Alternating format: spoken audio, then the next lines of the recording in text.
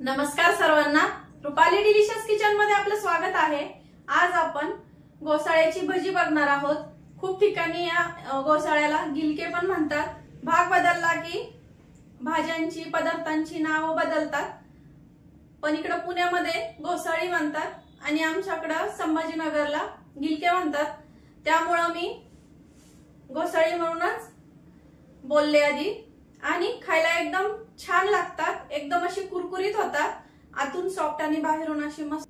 मुलं जर घोसाळी खात नसतील, मुलं काय मोठ्या माणसांना पण घोसाळीची भाजी आवडत नाही, पण घोसाळी खाल्लेली चांगली असतात। पावसाळ्यामध्ये वेल भाज्या भरपूर मिळतात आणि त्या खाल्ल्याच पाहिजे आणि एकदम छान टवटवीत असतात। तर मग चला, आता मस्त पावसाळा सुरू झालाय, पुन्हा परतीचा पाऊस चालू झालाय, तर म्हटलं चला आता घोसाळ्यांची मस्त अशी गरमागरम कुरकुरीत आपली भजी करून दाखवूया। तर चला मग आता साहित्य बघूया आणि रेसिपीला सुरुवात करूया। साहित्य खूप काही जास्त लागत नाही। बेसन पीठ घेतलंय, इथं तांदळाचं पीठ घेतलंय 2 चमचे, 2 घोसाळी, कोथिंबीर घेणार आहे यातली थोडीशी, हिरवी मिरची घेतली 4 ते 5, लसणाच्या पाकळ्या 5 ते 6। तुम्ही हिरवी मिरची कमी अधिक करू शकता। जिरा लागणार आहे आपल्याला, वाटण वाटायचं आहे, हिरवी मिरची, लसूण आणि जिऱ्याचं, ओवा, चवीपुरतं मीठ। तर एवढंच साहित्य लागतं, खूप काही जास्त साहित्य लागत नाही। आणि तुम्ही हिरव्या मिरचीच्या ऐवजी इथं तुम्ही लाल तिखटचा पण वापर करू शकता, पण हिरव्या मिरचीने खूप छान टेस्ट येते। गिलक खायला थोडंसं गिळगिळीत लागतं, त्यामुळे हिरव्या मिरचीचा ठेचा त्याच्यामध्ये टाकला की एकदम मस्त असं चविष्ट लागतात भजी। तुम्ही या पद्धतीचे करून बघा। आता आपण आधी वाटण तयार करून घेऊया मिरचीचं। 5 मिरच्या घेतल्या मी इथं। तर हिरवी मिरची, लसूण, अर्धा चमचा जिरा घेतलंय। आता आपल्याला याची जेवढी बारीक करता येईल तेवढी बारीक पेस्ट तयार करायची आहे। थोडंसं पाणी टाकून केली तरी चालेल, म्हणजे मिरच्यांमधले ज्या बिया असतात त्या पण बारीक होतील आणि दाताखाली आल्यावर अशा टसटस अशा लागणार नाही। त्यामुळे आपण थोडंसं 2 ते 3 चमचे पाणी टाकून वाटण तयार करून घेऊया बारीक एकदम। तर हे बघू शकता तुम्ही, असं या पद्धतीने बारीक एकदम वाटून घेतलंय। आता पीठ भिजवून घेऊया। तर आपण इथे एक भांड घेतलंय, त्यामध्ये बेसन पीठ टाकून घेऊया, 2 चमचे तांदळाचं पीठ। तांदळाच्या पिठाने छान कुरकुरीतपणा येतो। ओवा घ्यायचा आहे हातावर जरा चुरगळून, आणि चवीपुरतं मीठ, आणि सर्वात शेवटी थोडीशी कोथिंबीर। आता वाटण टाकून घेऊया। आता थोडं थोडं पाणी करत आपण हे पीठ भिजून घ्यायचं आहे। मिक्सरच्याच भांड्यात थोडंसं पाणी टाकलंय, कारण थोडंसंच वाटण होतं आणि मिक्सरच्या भांड्याला भरपूर लागलेलं होतं वाटण, म्हणून थोडं मिक्सरच्या भांड्यात टाकून आणि आता हे पीठ मी छान भिजून घेते। शेवटी दाखवते मी कसं भिजवलंय ते। तर हे बघा, या पद्धतीचं इथं पीठ भिजून घेतलंय। तर आता हे पीठ आपल्याला 4 ते 5 मिनिट एका डायरेक्शनला फेटून घ्यायचं आहे, जसं ढोकळ्याला किंवा बाकीचं जे भजी वगैरे करतो त्याला जसं फेटतो तसंच या पद्धतीनेच, त्याच पद्धतीने इथं या भजीचं पण असंच पीठ फेटून घ्यायचंय।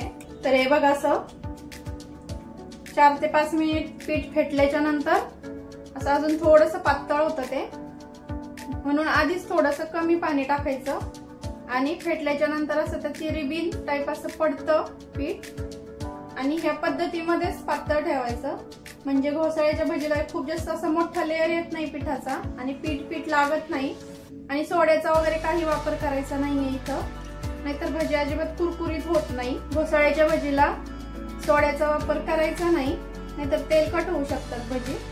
तर आपण इथं 2 घोसाळी घेतलीये, धुवून घेतलीये स्वच्छ, आणि एका भांड्यात पाणी पण घेतलंय। आता आपल्याला याचे पातळ पातळ बटाटा भजी करतो तसे पातळ स्लाइस काढून घ्यायचे आहेत। खूप जास्त पातळ नाही किंवा खूप जास्त जाड नाही, अशा पद्धतीमध्ये करायचे, म्हणजे भजी छान आतून शिजतात आणि कुरकुरीत पण होतात। आता एवढ्या 2 घोसाळीमध्ये आपले 5 ते 6 डिश भजी होतात जवळपास। खूप जास्त मोठी नाही घेतली, आणि कवळी बघून घ्यायची भजी करायला, निब्बर घ्यायची नाही, नाहीतर हे साल शिजत नाही त्याचं। हे बघा, एकदम कवळ हे घोसाळ, आता असेच या प्रकारे मी कट करून घेते आणि आपल्याला हे पाण्यामध्ये टाकायचे कट केल्याच्या नंतर. तसेच ठेवायचे नाही, नाहीतर थोडासा लाल कलर होतो आणि त्याच्यामध्ये चीक पण असतो, तो चीक पण धुतल्यात गेला पाहिजे लगेच. तर हे बघा या पद्धतीने आपण इथं कट करून घेतले सगळे घोसाळी. हे बघा सगळे एकसारखी कट केली आहे, कारण शिजली पाहिजे. आतली ही साल जी असते ना ही थोडीशी कडक असते, पण मी कवळे घेतलेत ना त्यामुळे शिजणार. 2 पाण्यामध्ये स्वच्छ धुवून घ्यायचे आपल्याला हे. तर इथं 2 पाण्याने इथं धुवून घेतलेत मी स्वच्छ. बघा एकदम स्वच्छ पाणी दिसतंय, कारण घोसाळ्याचे असं थोडंसं लाल पाणी होतं तयार, कारण त्याला चीक असतो आणि तो चीक आपल्या पोटात गेला नाही पाहिजे. तर आता भजी करून घेऊया. ही पाण्यातनं काढून घ्यायची. आता जशी जशी आपल्याला लागतील तशी एका डिश मध्ये काढून घ्यायची आणि मग आपण भजी तळायला घ्यायची आहे. इथं तेल गरम करायला ठेवलंय आणि हे बघा एका डिश मध्ये अशी मी काढून घेतली आहे आणि बाकीची पाण्यातच ठेवायची आपल्याला. पाण्यातनं का काढायची की घोसाळी आपण डायरेक्ट पाण्यातनं पिठामध्ये टाकली का पीठ पातळ होतं आणि भजीचा लेअर एकदम पातळ येतो आणि पाण्यामुळे तेल उडतं. त्यामुळे आपण असं करायचं आहे. किंवा तुम्ही एका नॅपकिनवर ठेवून आणि याचं पाणी पण पुसून घेऊ शकता. आता भजी तयार करून घेऊया आपण. हे बघा एक एक करून आपल्याला असं सोडून घ्यायचंय. तेल छान गरम झालंय. मीडियम गॅस ठेवायचा आहे आणि कारण आपलं बॅटर पातळ असतं भजीचं, बटाटा भजी म्हणा घोसाळ्याची, तर मीडियम साईज वर गॅस ठेवायचा म्हणजे तेल थंड होत नाही. आता सर्व भजी अशीच आपल्याला सोडून घ्यायची आहे पूर्ण आणि छान कोटिंग आलं पाहिजे आपल्या भजीला. आता कढईमध्ये बसतील एवढी भजी मी इथं सोडून घेते. एका वेळेला खूप जास्त अशी सोडायची नाही. हे बघा असं मिक्स करायचं, घ्यायच्या हातावर आणि सोडायची अलगद. भजी थोडीशी भजींचा कलर थोडासा चेंज झाला की भजी पलटून घ्यायची आहे आणि दोन्ही साइडने आपल्याला क्रिस्पी तळून घ्यायची आहे मस्त अशी लाल रंगावरती. तर हे बघा आपली भजी छान लाल रंगावरती आली आहे. खूप जास्त काळी पण नाही करायची. आता काढून घेऊया आणि तुम्हाला आवाज पण दाखवते मी. हे बघा एकदम अशी खूप कुरकुरीत होतात ही भजी आणि अजिबात तेलकट झाली नाहीये. अशी कुरकुरीत तयार झाली इथं भजी. आणि घोसाळ्याची भजी गरम गरमच खायची असतात, ती खूप जास्त वेळ कुरकुरीत राहत नाही. त्यामुळं भजी तळून काढली की लगेच खायला घ्यायची, तरच त्याची मज्जा आहे. तर आता सेकंड बॅच पण आता अशीच सोडून घेऊया आणि भजीचा जो चुरा राहिलाय तो काढून घ्यायचा लगेच, म्हणजे तेल खराब होत नाही. आता तेलाने पण छान ताव धरलाय. तर सेकंड बॅच पण आपण आता आधी सारखीच असं पीठ घोळवायचं आणि सोडायचं तेलामध्ये. अगदी 10 मिनिट लागतात ही भजी करायला आणि खूप टेस्टला खूप छान लागतात. सेकंड बॅच पण सोडली मी.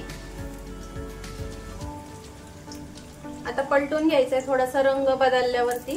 सेकंड बॅच पण तळून झाली आहे आणि बघू शकता असे मस्त पुरी सारखे असे टम्म फुगले. आता काढून घेऊया आणि आवाज तर बघू शकता तुम्ही. आता बाकी सर्व मी याच पद्धतीने करून घेते. तर एकदम कमी साहित्यामध्ये होणारी आणि आवाज बघू शकता. थंड झाली बर का, आधीचा जो घाणा होता तो, तरी पण मस्त असा कुरकुरीत आहे अजून पण. आणि ही सेकंड बॅच तुम्ही बघू शकता. मस्त असे आपले भजी इथं कुरकुरीत भजी इथं तयार झालेली आहे. एक फोडून दाखवते तुम्हाला. आणि हे खूप जास्त गरम आहे, थंड झालेलं दाखवते तुम्हाला मी. हे बघा घोसाळा पण एकदम मस्त व्यवस्थित शिजलंय, अजिबात कुठेही कच्चं राहिलं नाहीये. तर मग माझ्या पद्धतीचे भजी तुम्ही नक्की करून बघा आणि रेसिपी आवडली असेल तर कमेंट करायला विसरू नका. कमेंट मध्ये सांगा तुमची आता भजी कशी झाली आहे. माझ्या सोप्या पद्धती घोसाळ्यांच्या भजीची रेसिपी तुम्हाला कशी वाटली कमेंट मध्ये नक्की सांगा. आणि आता रेसिपी तर तुम्हाला आवडलीच आहे, त्यामुळं लाईक करायला विसरू नका. खूप जण लाईक करायला विसरतात, त्यामुळे रेसिपी बघितली की लगेच लाईक करा. रेसिपी आवडली असेल तर लाईक शेअर सबस्क्राईब करायला विसरू नका. रेसिपी नक्की ट्राय करून बघा, कारण खूप पौष्टिक रेसिपी आहे. आणि रेसिपी नक्की ट्राय करा, कारण घरचं जेवण हे खरंच स्वादिष्ट असतं. अशाच नवीन छान छान रेसिपींसोबत पुन्हा भेटूया. तोपर्यंत बाय बाय.